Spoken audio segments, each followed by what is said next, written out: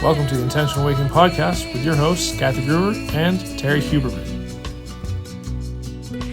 Well, hello there and welcome to the Intentional Awakening Podcast. I'm Terry Huberman. And I am your co-host, Kathy Groover, and we're going to start this episode, as we do every episode, with an angel card. Huh. I would like to describe the picture first. Yes, please. And then you tell me what you think it is. Holy mama. All right, let's do this. There's an angel back to the camera, buck naked, clothes in a pile, standing in front of the ocean with the sun in the sky.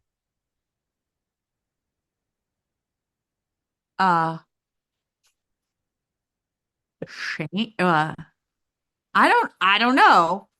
Freedom. Wait, that's freedom. I guess. Oh, thank you. Naked angel heading into skinny dip. I guess that's freedom. Wow. Who knew all those songs? That's what that was about. Freedom. You are free to change your experience by changing the criteria upon which you base your decisions. Let go of old trappings and express your uniqueness. Oh my gosh. Naked angels. So we're going to talk about nudity today. No, yeah, we are going to talk about nudity today. This is a rated kind of episode. Yeah, you're right. Kind of. Yeah. So we are in a way talking about freedom. Freedom from this crazy meat suit, with or without clothes. We thought today we would talk about a very lighthearted, easy to talk about, completely known subject called "What Happens After We Die." Dun, da, da, da, da, da, da. We have the inside scoop. We've talked to God, and they have explained to us what exactly happens, and we're going to share it with you. Yeah, actually, let's just play Defending Your Life, that movie. Oh, I love that movie.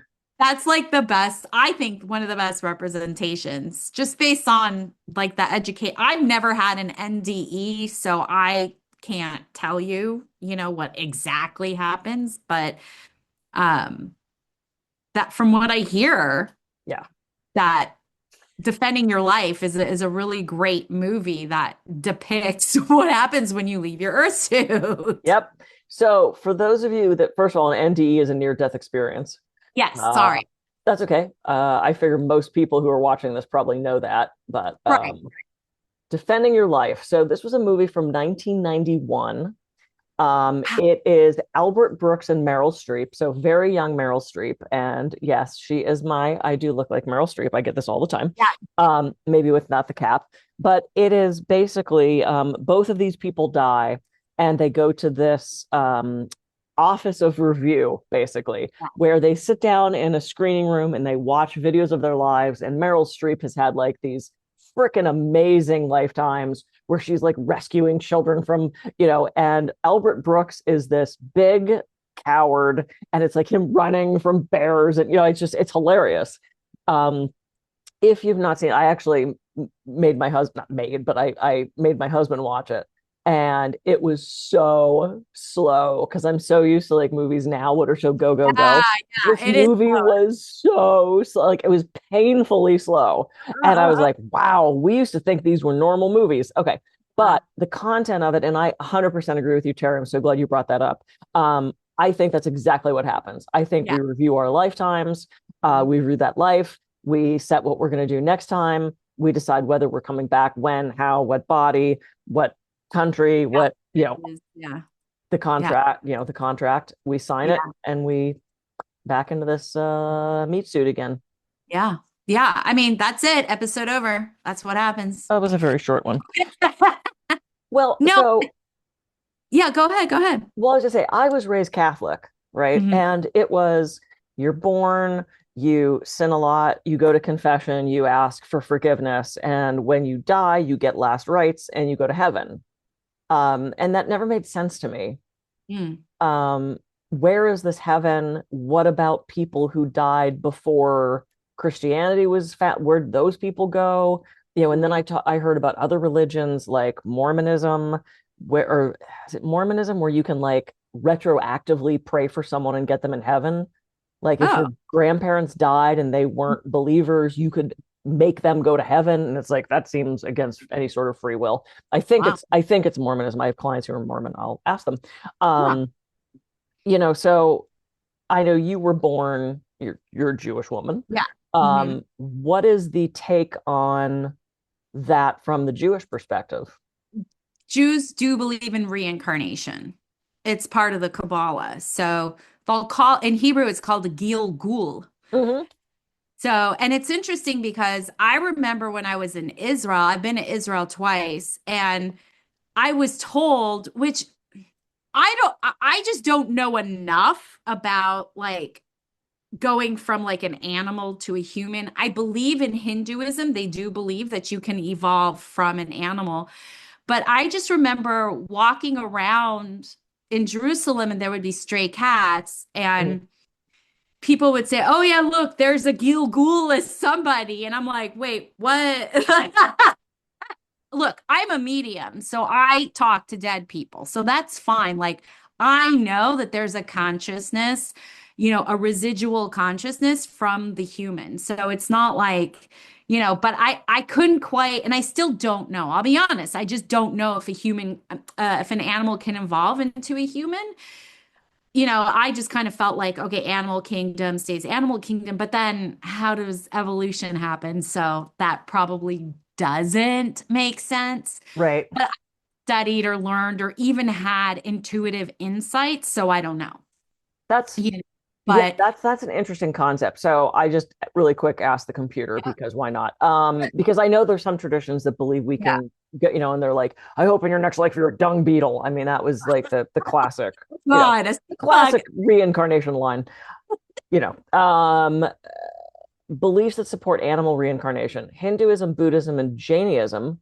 Oh, Dharmic traditions that hold soul cycles, including humans, animals, insects. Rebirth into a specific form is dictated by the karma. While human birth is generally considered the highest opportunity, some schools teach a person overly attached to base instincts could be reborn as an animal. okay. So I have done so many past life regressions on people. I started playing, I'm going to say playing with that because I was playing with it at that point in high Yeah, school. And Friday nights in my dorm, while everybody else was off partying, I would be hypnotizing people for reincarnation yeah, stuff. yeah. I was that person, so I had tons of friends. Nothing. I mean, look, that you and I would have been besties. Oh my God, So absolutely. And one time did I have somebody say, I was a kitten that was wrapped in a bag with my brothers and sisters and thrown into a creek. wow, and that's so detailed. Yeah, but we were theater majors. And Oh, so, I mean, there's always that and possibility. I remember as he's saying this to me, I'm like, I don't know if that's possible. And so, like, literally in the hundreds and of all the reading I've done, and I've not run into animal stuff, but Right. also is that one that you would remember, recall, and want to share? I mean, I see, s like I said, the more I study and learn, the less I actually know. So I'm definitely at the point when it comes to all this esoteric metaphysical stuff that I know nothing, that Mm. I literally know nothing. Um, one of my best friends last night, he's got a fish tank, and one of his fish completely disappeared for like 2 weeks, and he was pissed because this particular fish had what cost thousands of dollars. So like he's got to solve. I mean, he's like well known in the fish world. So one day the fish, I know, right? The fish comes back. All of a sudden he finds the fish. The fish looks completely distorted. It's fat, and he's like, can a spirit take a fish? And I'm like, I don't know. Maybe your fish timeline jumped into some weird dimension and then came back. How can You you know, not find a fish in a fish tank? well, his fish tank No. it's like the sea and he also does coral. So there's coral. So Oh, places it could have hidden and yeah, in my head, what I think happened or like what I sense is that it got stuck, was still able to eat. yeah. And then because it was there for 2 weeks and it grew into this position it was in, then But, you know, he's like, can that happen? And I'm like, I don't know, you know, because like this energy stuff gets weird because you can dimension hop, which is actually what kind of happens when we leave the earth suit. It's like we leave the third dimension, Uh, right? So we're leaving the physical world of reality, which is the third dimension of reality, and then we're in another dimension. So I don't, like I said, the more I learn and know or study, the less I actually mm, know. But the people who have near-death experiences go through this life review, yeah. and then they come across someone, usually an ancestor, that says, it Mm, ain't your time yet. You still got work to do. And then, you know, they're sent back. yeah. So when you leave your earth suit, I really do, because I feel like even in dreams, I'm doing life reviews Yeah. sometimes. That's the astral world, right? 100%. So, and when I talk to people's loved ones, I mean, they're giving information, they have the memories, and then they're also giving the information of what they've learned by leaving their earth suit. Hmm. Yeah, it's So, interesting. I have two things I wanted to throw into this as you're talking. It's triggering stuff for me. So I have had clients who are passing, they're passing, they're crossing over. sure. And either I'm in the room with them in the hospital room, in the care facility room, the room is filled with spirits. Yeah, yeah, The yeah. room is filled with Yeah, ancestors, friends, parents, waiting to, they're just kind of standing around waiting for that person to go so they can assist them over. right. And I had a girlfriend who's so horrible. Her husband was dying. He had cancer. They had found each other after years of being apart. They got back together, they got married, and he freaking died after like 3 years. Ugh, Ugh. sad. So he was dying at home. He didn't want to, so she Mhm. set up part of the house and he had his own room. And she said, Kathy, I know you've talked about having a room full of people and you can sometimes tell how close it is. Can you help me? And Yeah. she didn't want anybody there because he was just so frail. And I Sure. said, stand in the doorway and take a picture of the room with as much space as you can. And she sent me the photo and I looked at it and it was filled with spirits. Bill.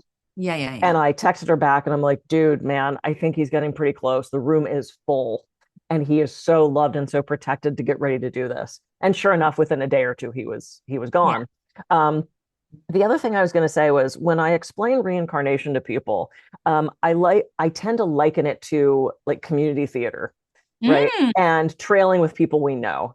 So, Hmm. you're in this play, this Earth lifetime right now, and you know all these people. Like you and I have Yeah. been together before, and Yeah. me and Eric have been together before. And it's like community theater. You get together every summer and you do this play.